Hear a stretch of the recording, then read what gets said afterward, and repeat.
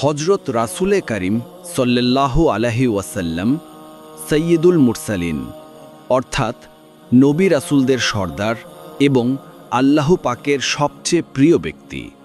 আল্লাহ পাক তার প্রতিটি নবী রাসূলকেই মোজেজা বা আশ্চর্য ক্ষমতা দান করেছিলেন।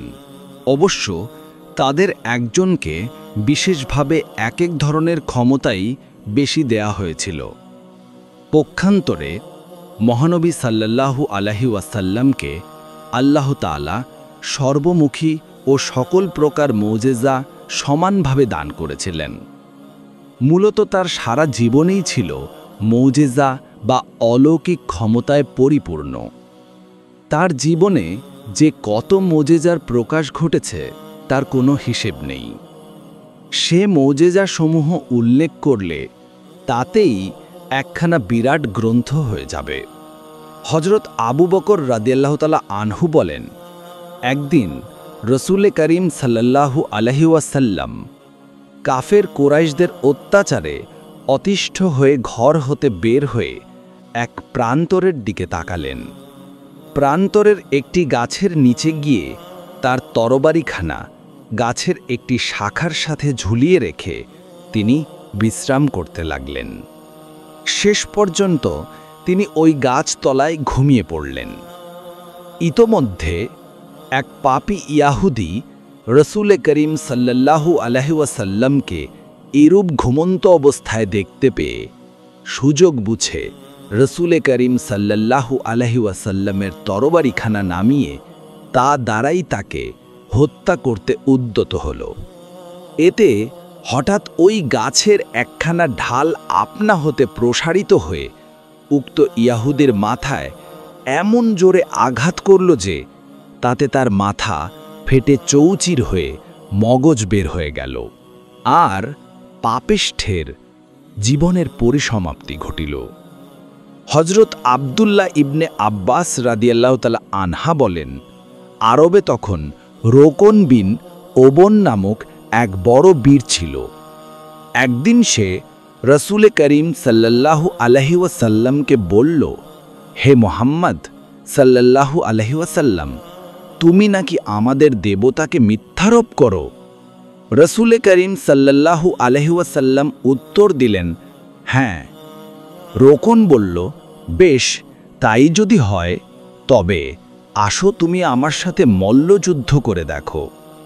যুদ্ধ শুরু করার আগে তুমি তোমার আল্লাহকে ডেকে নাও, আর আমি আমার মূর্তি দেবতাদেরকে ডেকে নেই। তারপর যুদ্ধে যদি তুমি আমার উপর বিজয়ী হও তবে আমি তোমার আল্লাহর উপর এখনই ঈমান আনব, আর আমি যদি বিজয়ী হই তবে তোমাকে স্বীকার করতে হবে যে আমাদের দেবতারাই সত্য। একথা বলে সে রসূলে করিম সাল্লাল্লাহু আলাইহি ওয়াসাল্লামকে কোনো কথা বলার কোনো সময় না দিয়ে তার হাত ধরে এমন জোরে টান দিল যে তাতে পাহাড় হলেও স্থানচ্যুত হয়ে যেত। কিন্তু সে রসূলে করিম সাল্লাল্লাহু আলাইহি ওয়াসাল্লামকে তার স্থান হতে এক চুলও সরাতে পারল না। তারপর রসূলে করিম সাল্লাল্লাহু আলাইহি ওয়াসাল্লাম তার নবুয়তি শক্তি দিয়ে লোকটিকে উপরে তুলে এমন জোরে আছাড় দিলেন যে সে মাটিতে পড়ে অনেক সময় পর্যন্ত অজ্ঞান অবস্থায় পড়ে রইল। লোকটির তখন বিশ্বাস হয়ে গেল যে রসূলে করিম সাল্লাল্লাহু আলাইহি ওয়াসাল্লামের ধর্মই সত্য ধর্ম। অতএব সে তখনই রসূলে করিম সাল্লাল্লাহু আলাইহি ওয়াসাল্লামের কাছে ক্ষমা প্রার্থনা করে ইসলাম গ্রহণ করল। লিখার মধ্যে কোনো ভুল থাকলে শুদ্ধ। হজরত জাবের রাদিয়াল্লাহু তাআলা আনহু বলেন, একদিন রাসূলে করিম সাল্লাল্লাহু আলাইহি ওয়াসাল্লাম মালিক বিন আনাস রাদিয়াল্লাহু তাআলা আনহু এর মাকে এক পেয়ালা ঘি দান করছিলেন। ওই ঘি তিনি একাধিক ক্রমে ৪৫ বছর খরচ করেও শেষ করতে পারলেন না। তারপর একদিন পেয়ালাটি কিসের সাথে ধাক্কা লেগে যেন উল্টে গেল এবং সেদিনই ওই ঘি শেষ হয়ে গেল। হজরত আবু হুরায়রা রাদিয়াল্লাহু তাআলা আনহু বলেন, রাসূলে করিম সাল্লাল্লাহু আলাইহি ওয়াসাল্লাম তাকে কিছু খুরমা দিয়েছিলেন। তিনি তা একটি পাত্রে রেখে দিয়ে একাধারে ২০ বছর পর্যন্ত তা হতে খুরমা বের করে নিজে খেতেন এবং অন্যান্যদেরকেও খাওয়াতেন। তবু ওই খুরমা শেষ হচ্ছিল না। তারপর যেদিন হজরত উসমান রাদিয়াল্লাহু তাআলা আনহু শহীদ হয়ে গেলেন, সেদিন থেকে উক্ত খুরমার বরকত শেষ হয়ে গেল। মক্কা বিজয়ের দিন রাসূল করিম সাল্লাল্লাহু আলাইহি ওয়াসাল্লাম যখন হারাম শরীফে প্রবেশ করে তার হাতের যষ্ঠি আঙুল দ্বারা কাবা ঘরে রাখা মূর্তিগুলোর দিকে ইশারা করে পাঠ করতেছিলেন, জাল হাক্কু আজাহাকাল বাতিলু ইন্নাল বাতিলা কানা জাহাকা, অর্থাৎ সত্য সমাগম এবং মিথ্যা বিদূরিত, নিশ্চয় মিথ্যা বিদূরিত হওয়ারই যোগ্য। তখন প্রত্যেকটি মূর্তি উপুর হয়ে মাটিতে পড়ে যাচ্ছিল। এক ব্যক্তি বাম হাত দ্বারা খাবার খাচ্ছিল। রাসূল করিম সাল্লাল্লাহু আলাইহি ওয়াসাল্লাম তা দেখে লোকটিকে ডান হাত দিয়ে খেতে বললেন, কিন্তু লোকটি মিথ্যা বলল যে আমি ডান হাতে দিয়ে খেতে পারি না। তখন রাসূল করিম সাল্লাল্লাহু আলাইহি ওয়াসাল্লাম বললেন, তা তুমি কোনোদিনই পারবে না।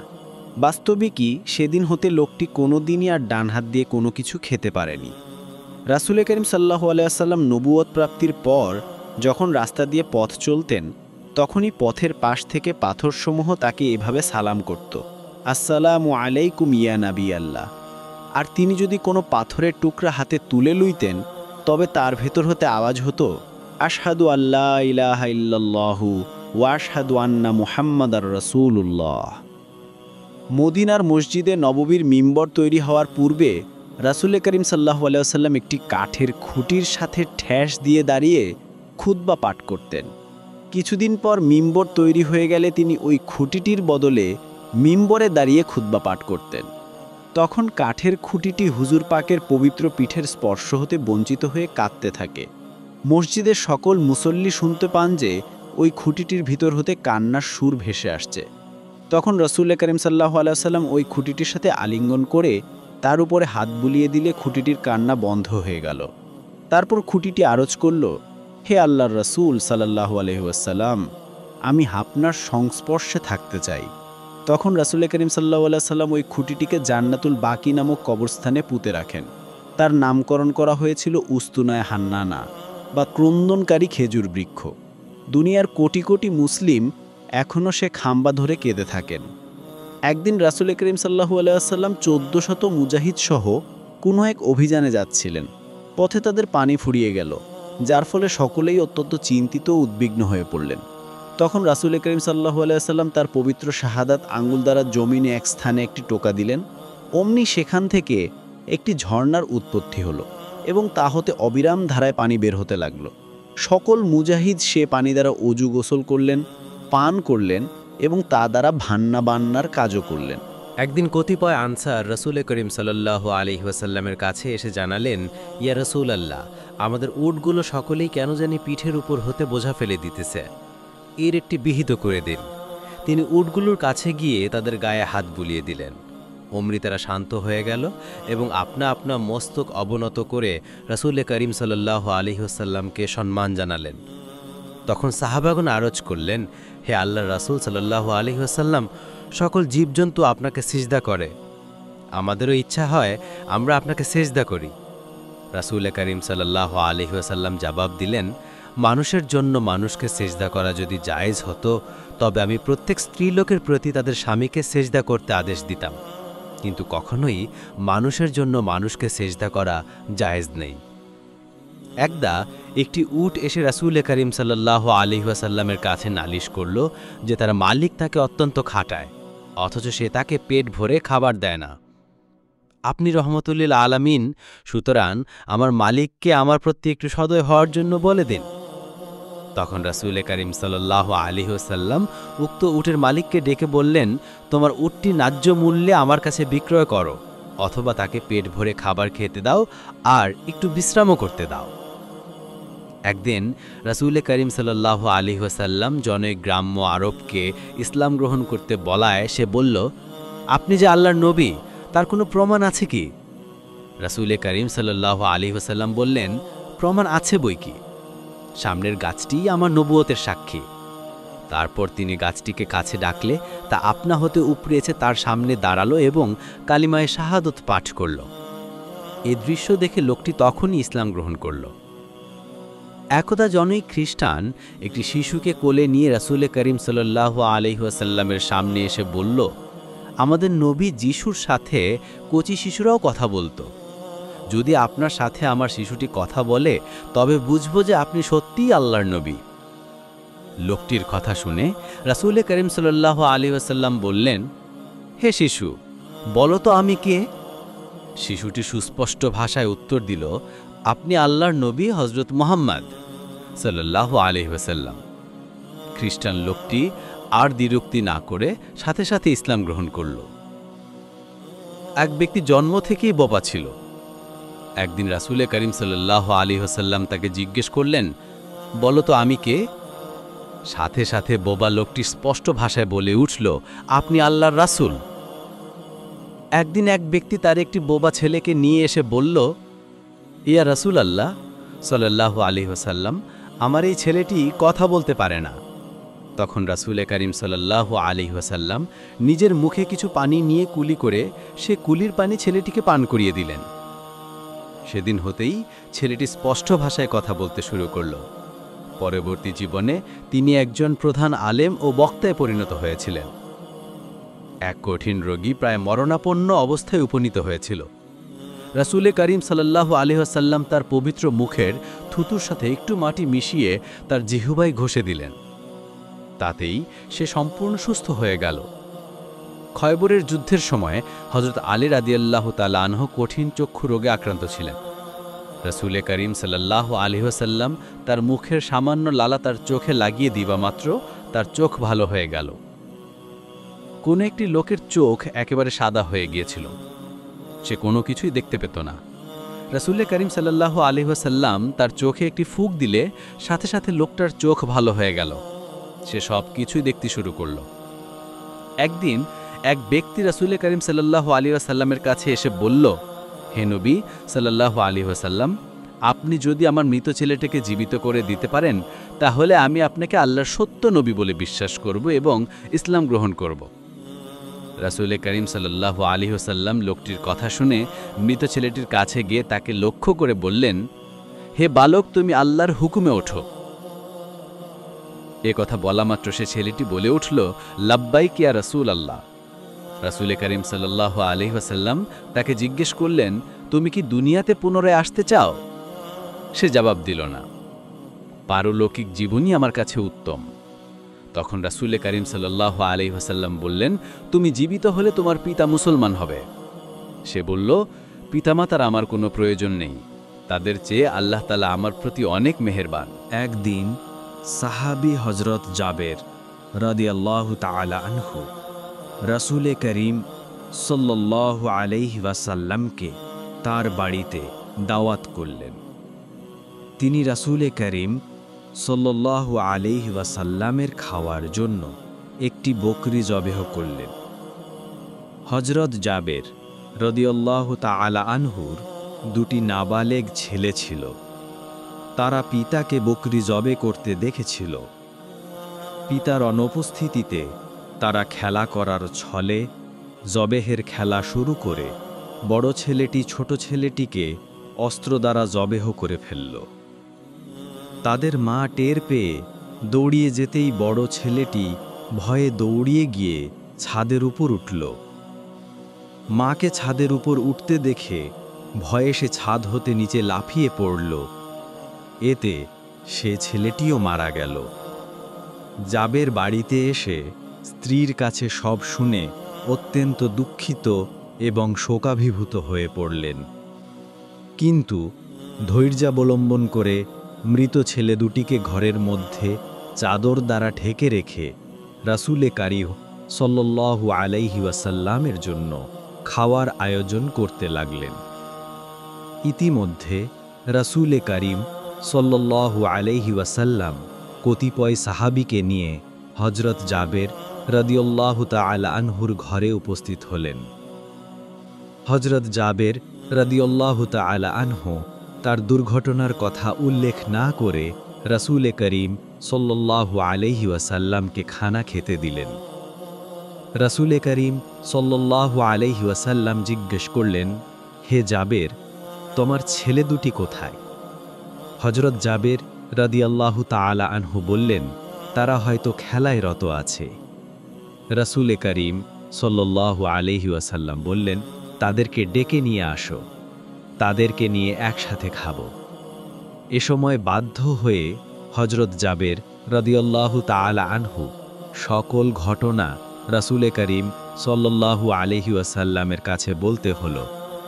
শুনে রাসূলে করিম সাল্লাল্লাহু আলাইহি ওয়াসাল্লাম মৃত ছেলে দুটির কাছে এসে আল্লাহর দরবারে মুনাজাত করলেন, হে আল্লাহ, তুমি জাবেরের মৃত ছেলে দুটিকে জীবিত করে দাও।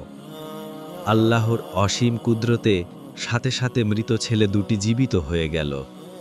তারপর রাসূলে করিম সাল্লাল্লাহু আলাইহি ওয়াসাল্লামের নির্দেশে হযরত জাবের রাদিয়াল্লাহু তাআলা আনহু তার ছেলে দুটিকে গোসল করিয়ে আনলেন। রাসূলে করিম সাল্লাল্লাহু আলাইহি ওয়াসাল্লাম তাদের সাথে একত্রে খেলেন। খাওয়ার পরে তিনি জবেহকৃত বকরির হাড়গুলো একত্র করে দোয়া করলেন, তাতে জবেহকৃত বকরিটিও জীবিত হয়ে গেল।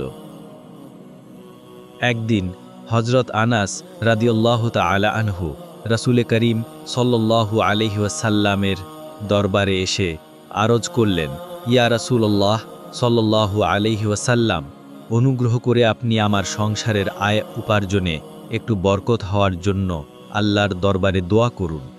তখন রাসূলে করিম সাল্লাল্লাহু আলাইহি ওয়াসাল্লাম তার জন্যে দোয়া করলেন, হে মাবুদ, আনাসের ধন সম্পদ ও সন্তান সন্ততির বরকত দান করো। হযরত আনাস রাদিয়াল্লাহু তাআলা আনহু নিজেই বলেন যে রাসূলে করিম সাল্লাল্লাহু আলাইহি ওয়াসাল্লামের উক্ত দোয়ার বরকতে আমার ধন সম্পদ এত বৃদ্ধি পেল যে আমার মতো এত স্বাচ্ছন্দ্য বোধ হয় আর কেউই ভোগ করেনি। তাছাড়া আমার শতাধিক সন্তান হয়েছিল। একবার রাসূলে করিম সাল্লাল্লাহু আলাইহি ওয়াসাল্লাম হযরত আব্দুর রহমান ইবনে আউফ রাদিয়াল্লাহু তাআলা আনহু এর বরকতের জন্য দোয়া করলেন। তখন হতে তার আয় উপার্জনের অবস্থা এমন হলো যে তিনি যা কিছু ধরেন সোনায় পরিণত হয়ে যায়। অথচ এর পূর্বে তিনি খুবই গরিব ছিলেন। মৃত্যুর সময় তিনি 50,000 স্বর্ণমুদ্রা রেখে গেলেন এবং তার সবই দিন দুঃখীদের দান করার জন্য ওসিয়ত করলেন। এছাড়াও তিনি তার 4 জন বিবিকে 4 লক্ষ মুদ্রা দিয়ে গেলেন। একবার রাসূলে করিম সাল্লাল্লাহু আলাইহি ওয়াসাল্লাম উসামা নামক এক ব্যক্তির অসুখ ভালো হওয়ার জন্য তার শরীরে হাত বুলিয়ে দিলেন। তাতে তার অসুখ ভালো হলো তোই, অধিকন্ত তার শরীর হতে এমন সুঘ্রাণ বের হতে লাগলো যা মেষ কম্বল হতে উত্তম ছিল। রাসূলে করিম সাল্লাল্লাহু আলাইহি ওয়াসাল্লাম তাতেই রাজি হয়ে বালতি ভরে পানি উঠাতে লাগলেন। প্রথমে 1 বালতি পানি উঠিয়ে বিনিময়ে 3টি খুরমা নিয়ে তা ভক্ষণ করে একটু পানি পান করলেন। তারপর পরপর 8 বালতি পানি উঠাবার পরে হঠাৎ বালতির রশি ছিঁড়ে বালতিটি কূপের মধ্যে পড়ে গেল। এতে সে ক্রুদ্ধ হয়ে রাসূলে করিম সাল্লাল্লাহু আলাইহি ওয়াসাল্লামকে একটি চড় মারল। রাসূলে করিম সাল্লাল্লাহু আলাইহি ওয়াসাল্লাম তাতে রাগান্বিত বা ক্ষুণ্ণ না হয়ে কূপের তীরে বসে হাত বাড়িয়ে বালতি উঠিয়ে নিলেন। এ ঘটনা দেখে ইহুদি অত্যন্ত বিস্মিত হল। সে রাসূলে করিম সাল্লাল্লাহু আলাইহি ওয়াসাল্লামকে পানি উঠাবার মজুরি বাবদ 24টি খুরমা দিয়ে দিল। রাসূলে করিম সাল্লাল্লাহু আলাইহি ওয়াসাল্লাম তা নিয়ে কন্যা হযরত ফাতেমা রাদিয়াল্লাহু তাআলা আনহুয়ের ঘরের দিকে রওনা হলেন। হযরত আনাস রাদিয়াল্লাহু তাআলা আনহু বলেন, একদিন রাসূলে করিম সাল্লাল্লাহু আলাইহি ওয়াসাল্লাম তার কন্যা হযরত ফাতেমা জোহরা রাদিয়াল্লাহু তাআলা আনহার ঘরে গমন করলেন। হযরত ফাতেমা রাদিয়াল্লাহু তাআলা আনহা পিতার কাছে আরজ করলেন, আব্বাজান, আমি আজ 3 দিন হলো কিছু খাইনি। রাসূলে করিম সাল্লাল্লাহু আলাইহি ওয়াসাল্লাম তাকে সান্ত্বনা দিবার জন্য নিজের পেট দেখিয়ে বললেন, মা, এই দেখো, আমি ক্ষুধার তাড়নায় আমার পেটে 4খানা পাথর বেঁধে রেখেছি। অতএব বুঝতেই পারছো কত দিন ধরে আমার খানাপিনা বন্ধ রয়েছে। তারপর কিছু খাবার সংগ্রহের জন্য তিনি বাইরে রওনা হলেন। কিছু দূরে গিয়ে দেখতে পেলেন এক ইহুদি কূপ হতে পানি উঠিয়ে তার উষ্ট্রপালককে পান করাচ্ছে। তিনি ইহুদিকে বললেন, ওহে, তোমার কি এমন কোনো কাজ আছে যা আমি মজুরির বিনিময়ে করে দিতে পারি? লোকটি বলল, তুমি আমার এ উটগুলোকে কূপ হতে পানি তুলে পান করাতে পারলে প্রতি বালতি পানির বিনিময়ে 3টি করে খুরমা পেতে পারো। হযরত ওসমান রাদিয়াল্লাহু তাআলা আনহু বলেন, রাসূলে করিম সাল্লাল্লাহু আলাইহি ওয়াসাল্লামের নবুয়ত প্রাপ্তির সংবাদ প্রচারিত হওয়ার পর কুরাইশগণ যখন তার প্রতি অত্যাচার শুরু করল, তখন মদিনার শিক্ষিত ইহুদিগণ প্রত্যেকেই যথারীতি তাওরাত অধ্যয়ন করত। একদিন এক ইহুদি পণ্ডিত তাওরাত পড়ার সময় তাতে রাসূলে করিম সাল্লাল্লাহু আলাইহি ওয়াসাল্লামের নাম উল্লেখ দেখে খুবই রাগান্বিত হয়ে একখানা কাঁচি দিয়ে তার সাল্লাল্লাহু আলাইহি ওয়াসাল্লামের নামটুকু কেটে ফেলল। পরদিন সে পুনরায় তাওরাত পাঠকালে ওই স্থানে রাসূলে করিম সাল্লাল্লাহু আলাইহি ওয়াসাল্লামের নাম লিখিত দেখতে পেয়ে সে আবার কাঁচি দ্বারা তার নাম কেটে ফেলল। তৃতীয় দিনও সে তাওরাত পাঠকালে রাসূলে করিম সাল্লাল্লাহু আলাইহি ওয়াসাল্লামের নাম দেখতে পেয়ে আবার তা কাঁচি দ্বারা কাটতে উদ্যত হল। এমন সময় শুনতে পেল কে যেন তাকে বজ্রকণ্ঠে বলছে, হে পামর, তুই হাজারবার আমার প্রিয় হাবিবের নাম কেটে ফেললেও তা তাওরাত হতে দূর করতে পারবি না। এরূপ বাণী শুনে ইয়াহুদি অত্যন্ত আতঙ্কিত হল এবং রাসূলে করিম সাল্লাল্লাহু আলাইহি ওয়াসাল্লামকে সত্যনবী মেনে তার কাছে উপস্থিত হয়ে ইসলাম গ্রহণ করল। হযরত আবু বকর সিদ্দিক রাদিয়াল্লাহু তাআলা আনহু বলেন, একদিন রাসূলে করিম সাল্লাল্লাহু আলাইহি ওয়াসাল্লাম তার সহচরগণ সহ বসে আছেন। এমন সময় জনৈক ইহুদি বকরির গোশত কাবাব করে তার সাথে তীর বিষ মিশিয়ে এনে রাসূলে করিম সাল্লাল্লাহু আলাইহি ওয়াসাল্লামকে খেতে দিল।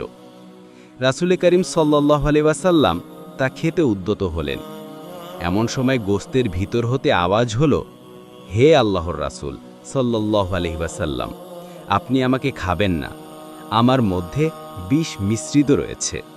রাসূলে করিম সাল্লাল্লাহু আলাইহি ওয়াসাল্লাম ইয়াহুদিকে জিজ্ঞেস করলেন, এ গোশতের মধ্যে বিষ মিশানো হয়েছে কিনা?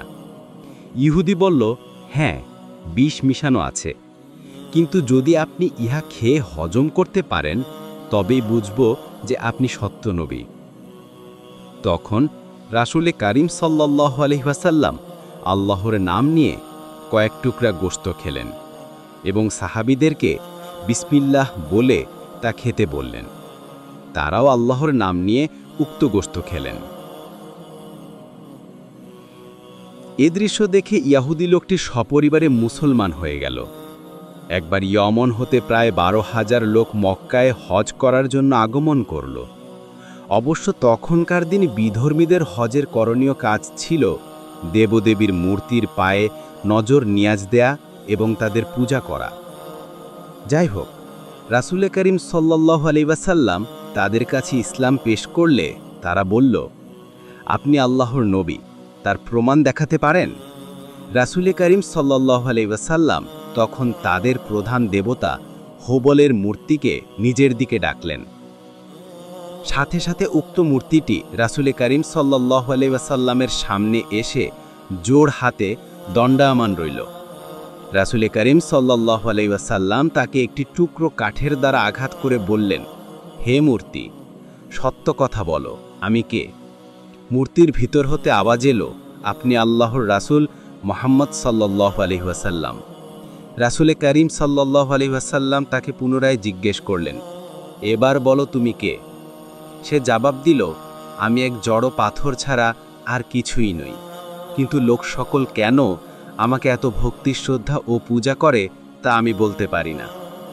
এ অভূতপূর্ব ঘটনা দেখে উপস্থিত 12,000 লোক তখনই রাসূলে করিম সাল্লাল্লাহু আলাইহি ওয়াসাল্লামকে সত্য নবী বলে বিশ্বাস করে ইসলাম গ্রহণ করল।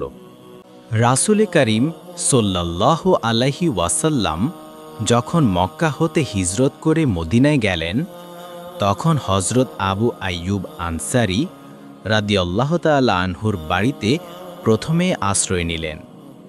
সেখানে তার নিজের হাতে এক মুষ্টি গম বুনেছিলেন। আশ্চর্যের বিষয় এই যে বুনার পরক্ষণেই বীজ অঙ্কুরিত হল, একটু পরেই তা গাছে পরিণত হল এবং সাথে সাথে তাতে শস্য ফলে পরিপূর্ণ হয়ে গেল। এই ঘটনার পর হতে সবসময় ওই জমিতে প্রচুর ফসল উৎপাদন হতে লাগল। এরূপ শোনা যায় যে গম কাটার পর নাকি গম গাছের মূল হতে বেগুন গাছ উৎপন্ন হয়ে বিস্তর বেগুনও ফলেছিল। একদিন এক আনসারী এসে রাসূলে কারিম সাল্লাল্লাহু আলাইহি ওয়াসাল্লামকে বলল, হে আল্লাহ রাসূল সাল্লাল্লাহু আলাইহি ওয়াসাল্লাম, আমার 4 জন স্ত্রী, কিন্তু কারোই কোনো সন্তান হচ্ছে না। মহানবী সাল্লাল্লাহু আলাইহি ওয়াসাল্লাম তার স্ত্রীদের জন্য দোয়া করলেন। আল্লাহর রহমতে অল্প দিনের মধ্যে তার 4 জন স্ত্রী গর্ভবতী হল। তাবুকের অভিযানের সময় পথিমধ্যে এক স্থানে রাসূলে কারিম সাল্লাল্লাহু আলাইহি ওয়াসাল্লাম যখন তার সাথী ও সেনা সামন্তগণ শিবির স্থাপন করলেন, শিবিরে রান্নাবান্নার আয়োজন করা হলো, তখন লাকড়ির সমস্যা দেখা দিল। স্থানটি এমন ছিল যে কোথাও লাকড়ি পাওয়া যাচ্ছিল না। একথা রাসূলে কারিম সাল্লাল্লাহু আলাইহি ওয়াসাল্লামকে জানানো হলে তিনি এক খণ্ড পাথরে আগুন জ্বালিয়ে দিলেন। আপনা আপনিই তা জ্বলতে লাগল। রান্নাবান্না শেষ হলে তা আবার আপনা থেকে নিভে গেল। একবার তায়েফ হতে কতিপয় কাফের রাসূলে কারিম সাল্লাল্লাহু আলাইহি ওয়াসাল্লামের দরবারে উপস্থিত হয়ে একখানা পাথর দেখিয়ে বলল, যদি আপনি এ পাথর হতে একটি ফলবান গাছ জন্মিয়ে দেখাতে পারেন, তাহলে বুঝব আপনি সত্য নবী এবং আপনার প্রচারিত ইসলাম সত্য ধর্ম। রাসূলে কারিম সাল্লাল্লাহু আলাইহি ওয়াসাল্লাম উক্ত পাথরখানায় তার পবিত্র হাত বুলিয়ে দিলেন। সাথে সাথে ওই পাথরখানা হতে একটি ফলবান বৃক্ষ উৎপন্ন হয়ে সাথে সাথে তা বিরাট আকার ধারণ করল। তায়েফবাসী কাফেরগণে ঘটনা দেখে সাথে সাথে ইসলাম গ্রহণ করল। একদিন রাসূলে কারিম সাল্লাল্লাহু আলাইহি ওয়াসাল্লাম কতিপয় খ্রিস্টানকে ইসলাম গ্রহণ করতে বলায় তারা বলল, আমাদের নবী হযরত ঈসা আলাইহি ওয়াসাল্লাম মাটি দ্বারা পাখি বানিয়ে আকাশে উড়িয়ে দিতেন। যদি আপনিও সেরূপ কিছু করে দেখাতে পারেন, তাহলে আমরা আপনাকে আল্লাহর সত্য নবী বলে বিশ্বাস করে আপনার প্রচারিত ইসলাম গ্রহণ করব। তখন রাসূলে কারিম সাল্লাল্লাহু আলাইহি ওয়াসাল্লাম কিছু কাদামাটি নিয়ে একটা পাখির মতো বানিয়ে তাতে ফু দিবা মাত্র তা আকাশে উড়ে গেল। এই ঘটনা দেখে উপস্থিত খ্রিস্টানগণ সকলেই রাসূলে কারিম সাল্লাল্লাহু আলাইহি ওয়াসাল্লামের প্রতি ঈমান আনল। একদিন হযরত রাসূলে করিম সাল্লাল্লাহু আলাইহি ওয়াসাল্লাম তার সাথীগণ ও ভক্তবৃন্দ সহ উপবিষ্ট ছিলেন। এমন সময় এক ব্যক্তি এসে তার কাছে বলল, হে আল্লাহ রাসূল সাল্লাল্লাহু আলাইহি ওয়াসাল্লাম, আমি আবু জেহেলের কাছে 10,000 দিরহাম পাই, কিন্তু সে আমার দিরহামগুলো দিচ্ছে না। বিভিন্ন টাল বাহানা করে আমাকে ঘুরাচ্ছে। তার ভাব দেখে মনে হচ্ছে সে আমার দিরহামগুলো দেবে না। আপনি অনুগ্রহপূর্বক তাকে বলে আমার মুদ্রাগুলো আদায় করে দিলে আমি খুবই উপকৃত হব। রাসূলে কারিম সাল্লাল্লাহু আলাইহি ওয়াসাল্লাম লোকটির কথা শুনে তখনই তাকে নিয়ে আবু জেহেলের কাছে গেলেন এবং আবু জেহেলকে লক্ষ্য করে বললেন, তুমি এই লোকটির মুদ্রাগুলো পরিশোধ করছো না কেন? তার মুদ্রাগুলো এক্ষুনি দিয়ে দাও। রাসূলে কারিম সাল্লাল্লাহু আলাইহি ওয়াসাল্লাম বলা মাত্রই আবু জেহেল এক মুহূর্ত দেরি না করে বাড়ির ভিতরে চলে গেল এবং লোকটির পাওনা 10,000 দিরহাম সাথে সাথে তাকে দিয়ে দিল। লোকটি রাসূলে কারিম সাল্লাল্লাহু আলাইহি ওয়াসাল্লামের শুকর জানিয়ে বিদায় হয়ে গেল। এরপর আবু জেহেলের বন্ধু-বান্ধবগণ আবু জেহেলকে লক্ষ্য করে বলল, তুমি না বলেছিলে লোকটিকে একটি পয়সাও দিবে না? কিন্তু আজ মুহাম্মদ সাল্লাল্লাহু আলাইহি ওয়াসাল্লাম একবার বলা মাত্রই যে 10,000 মুদ্রাই লোকটিকে দিয়ে দিলে, ব্যাপার কি? আবু জেহেল বলল, সে কথা কি বলবো শোন। মুহাম্মদ সাল্লাল্লাহু আলাইহি ওয়াসাল্লাম যখন আমাকে মুদ্রার কথা বলল, আমি তার দিকে চেয়ে দেখলাম তার মাথায় 2টি ভীষণ বিষাক্ত সর্প ফনা তুলে আমার দিকে চেয়ে আছে এবং তাদের জিহ্বা লক লক করছে। মনে হচ্ছিল যেন সাপ দুটি আমার উপরে লাফিয়ে পড়ে আমাকে ছোবল মারবে। তা দেখেই আমি ভয়ে অস্থির হয়ে গিয়েছিলাম এবং এই কারণেই আমি তাড়াতাড়ি মুদ্রাগুলো দিয়ে তাকে আমার কাছ হতে বিদায় করে দিলাম।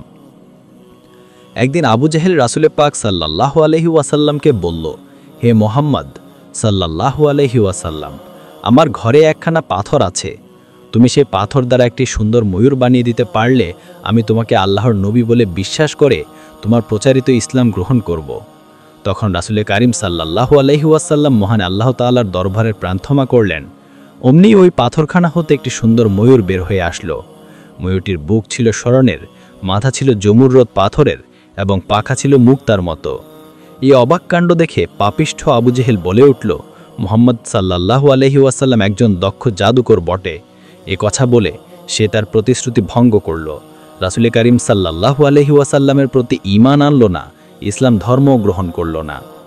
আরেকদিন আবু জেহেল সহ মক্কার কতিপয় কাফের কুরাইশ রাসূল করিম সাল্লাল্লাহু আলাইহি ওয়াসাল্লামের কাছে উপস্থিত হয়ে বলল, হে মুহাম্মদ সাল্লাল্লাহু আলাইহি ওয়াসাল্লাম, তুমি যদি আকাশের চাঁদকে দুটুকরো করে দেখাতে পারো তাহলে আমরা তোমাকে আল্লাহর নবী বলে স্বীকার করব এবং তোমার দ্বীন ইসলামে প্রবিষ্ট হব। রাসূল করিম সাল্লাল্লাহু আলাইহি ওয়াসাল্লাম এই ব্যাপারে আল্লাহর দরবারে মুনাজাত করে চন্দ্রের দিকে নিজের শাহাদাত অঙ্গুলি দ্বারা ইশারা করলেন। অমনি চন্দ্র দুভাগ হয়ে দুদিকে সরে গেল। এই অপূর্ব অলৌকিক ঘটনা দেখে আবু জেহেল এবং তার দলবল এই কথা বলে নিজেদের ওয়াদা ভঙ্গ করল যে, হায় হায়, এতদিন ভেবেছিলাম মোহাম্মদ সাল্লাল্লাহু আলাইহি ওয়াসাল্লামের জাদু কেবল জমিনের উপর কার্যকর, তার জাদু দেখে আকাশেও কার্যকর। সত্যি বলতে কি, তার তুল্য দ্বিতীয় জাদুকর আর নেই। ভিডিওটি ভালো লাগলে নতুন নতুন ভিডিও পেতে আমাদের চ্যানেলটি লাইক সাবস্ক্রাইব করে যাবেন।